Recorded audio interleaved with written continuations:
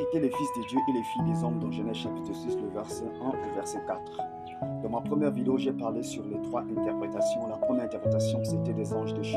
La deuxième interprétation, c'était des hommes, de puissants hommes souverains.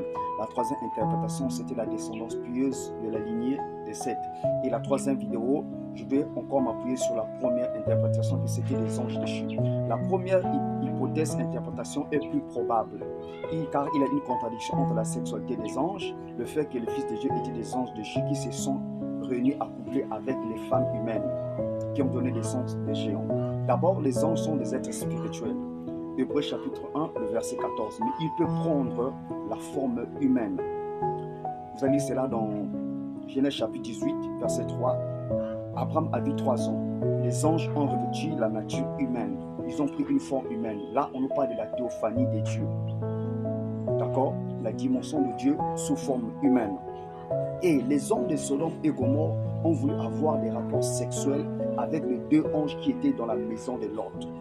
Genèse chapitre 19, verset 1 au verset 5. Il est possible que les anges peuvent prendre une forme humaine jusqu'à reproduire la sexualité.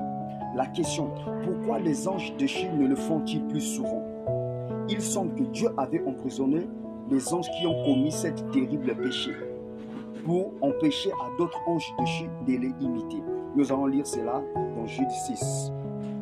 Jude 6, voici les Écritures.